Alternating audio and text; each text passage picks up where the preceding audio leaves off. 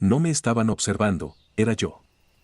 Al principio solo eran pesadillas, ahora no sé qué es peor, dormir o despertar.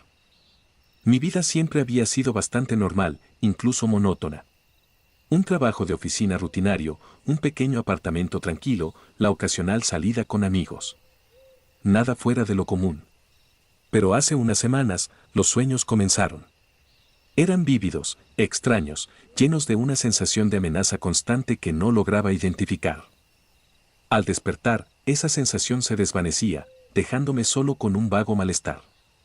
No les di mucha importancia al principio, solo estrés, supuse.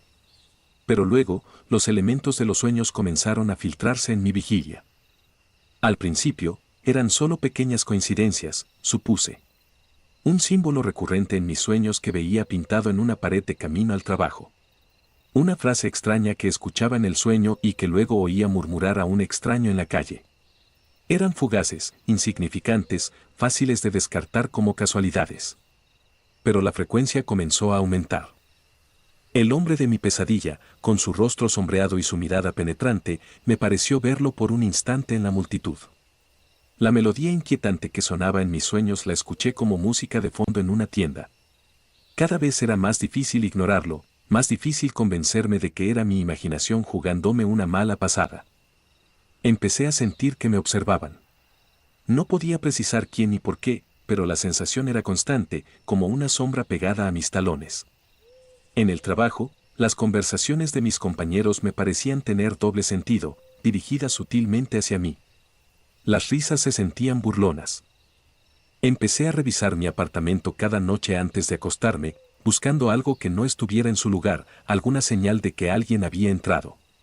No encontraba nada, pero la sensación persistía. Y luego, los sueños cambiaron. Se volvieron más oscuros, más personales. La amenaza se enfocó en mí directamente. En uno, veía mi propio rostro deformado por el miedo, gritando en silencio. Al despertar, tenía la mandíbula tensa y un dolor punzante en el pecho. La línea entre el mundo onírico y la vigilia comenzaba a desdibujarse peligrosamente. Las coincidencias se volvieron demasiado específicas, demasiado personales para ser simples casualidades. El símbolo recurrente de mis sueños no solo lo vi pintado, sino grabado sutilmente en el marco de mi espejo. La frase que me helaba la sangre en las pesadillas la encontré escrita con mi propia letra en un trozo de papel que no recordaba haber escrito. El hombre sombreado de mis sueños, ahora con un rasgo distintivo, una cicatriz apenas visible en su mejilla, lo vi claramente reflejado en el escaparate de una tienda, desapareciendo entre la multitud antes de que pudiera reaccionar. La melodía onírica comenzó a sonar en mi cabeza de forma espontánea durante el día, un zumbido constante que me ponía los nervios de punta. La sensación de ser observado se intensificó hasta convertirse en la certeza de ser seguido. Empecé a notar un coche familiar estacionado a una distancia prudente de mi apartamento, el mismo coche que veía en mis sueños acechándome en callejones oscuros. Las conversaciones en el trabajo adquirieron un tono conspiratorio en mi mente, cada comentario, cada mirada parecía tener una intención oculta, una burla velada sobre algo que yo desconocía. Las risas se sentían dirigidas, resonando en mis oídos incluso cuando la conversación había terminado. Mi apartamento se convirtió en una fortaleza asediada. Revisaba cada rincón obsesivamente, buscando micrófonos ocultos, cámaras diminutas, cualquier señal de una intrusión que confirmara mis crecientes sospechas. No encontraba nada, pero la paranoia se arraigaba más profundamente, alimentada por la ausencia de pruebas concretas, lo que solo reforzaba la idea de una conspiración invisible y sofisticada. Los sueños se volvieron más vívidos, más aterradores, traspasando los límites de la fantasía. Ahora interactuaba con las figuras sombrías, sentía su aliento frío en mi rostro, escuchaba susurros ininteligibles que parecían querer decir algo importante, algo terrible. En uno de ellos, veía mi apartamento exactamente como era, pero con una figura oscura observándome desde la esquina, una figura que desaparecía justo antes de que pudiera enfocarla. Al despertar, sentía una punzada de reconocimiento escalofriante, una vaga sensación de que algo similar había ocurrido en la vigilia. La línea entre el mundo onírico y la realidad se desdibujaba hasta el punto de la indistinción. Comencé a dudar de mis propios recuerdos, de mis propias percepciones. ¿Estaba realmente viendo lo que creía ver o mi mente estaba empezando a fallar? Una noche, el sueño fue diferente. No había figuras sombrías ni susurros amenazantes. En cambio, me vi a mí mismo, sentado en mi sofá, viendo la televisión. Todo parecía normal, demasiado normal. Hasta que noté un pequeño detalle, un cuadro en la pared que no reconocía. Era un retrato borroso de un rostro sombreado, terriblemente familiar.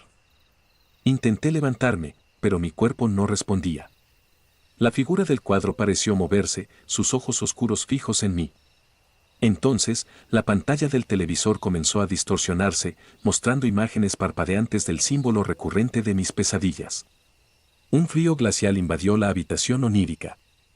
Desperté sobresaltado, empapado en sudor, el corazón latiéndome salvajemente. Pero la sensación de irrealidad persistió. Mi apartamento parecía ligeramente diferente, más oscuro, más opresivo. El cuadro del sueño, juraría haberlo visto por un instante en la pared frente a mi sofá. Lo busqué frenéticamente, pero no estaba allí.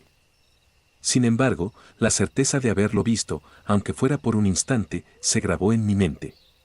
Salí a la calle, sintiendo las miradas invisibles clavadas en mí. El coche familiar de mis sueños estaba estacionado al final de la calle. Esta vez, vi a alguien dentro, una figura sombreada, con una cicatriz apenas visible en la mejilla. Me observaba fijamente. Corrí de vuelta a mi apartamento, cerrando la puerta con llave y echando el cerrojo. Miré por la mirilla. El coche seguía allí. Y entonces, vi algo más. Una nota pegada a mi puerta. La letra era la misma que había visto en el papel encontrado días antes. El mensaje era simple, aterrador: ya sabes que te estamos observando. Desesperado, tomé el teléfono para llamar a la policía, pero la línea estaba muerta. Miré mi reflejo en el espejo. Por un instante, vi el rostro sombreado del hombre del sueño superpuesto al mío, con una sonrisa fría y depredadora. Grité. Me desplomé contra la puerta, el corazón latiéndome con una furia salvaje. La nota pegada allí, el rostro en el espejo, todo se sentía irreal, pero a la vez terriblemente presente. Lentamente, me arrastré hasta la ventana y miré hacia la calle. El coche seguía allí, pero el conductor ya no era visible. Sin embargo, en el reflejo del cristal de la ventana, vi algo más. No era el rostro sombreado del sueño. Era mi propio rostro, pero con una expresión tensa, demacrada, los ojos inyectados en sangre y una sombra oscura danzando justo detrás de mi mirada. Un pensamiento helado me atravesó la mente, más aterrador que cualquier sombra o susurro. ¿Y si todo esto no era algo externo acechándome, sino algo creciendo dentro de mí? ¿Y si los sueños no eran advertencias, sino manifestaciones de una mente que se desmoronaba? La nota en la puerta, podría haberla escrito yo mismo en un estado de sonambulismo o lapsus mental. Los cambios en el apartamento, mi propia confusión y olvido. Las miradas, ¿eran reales o solo mi interpretación paranoica de interacciones cotidianas? El coche. ¿Simplemente un coche familiar que veía a menudo sin darle importancia hasta ahora? Lentamente, llevé mis manos a mi rostro. Sentía la tensión en mis mandíbulas, el dolor punzante en mi pecho que despertaba de los sueños. ¿Eran estos los síntomas de una persecución o de algo mucho más siniestro y personal? La respuesta llegó en un susurro silencioso, que pareció emanar de las profundidades de mi propia mente, resonando con la familiaridad aterradora de mi propia voz: siempre estuviste solo. Y siempre lo estarás. La paranoia no había llegado de fuera. Había florecido desde dentro, alimentándose de mis miedos e inseguridades más profundos, distorsionando mi percepción hasta convertir la realidad en una pesadilla inescapable. Y ahora, la pregunta que me aterraba más que cualquier sombra era: ¿hasta dónde me arrastraría esta oscuridad interna antes de consumirme por completo?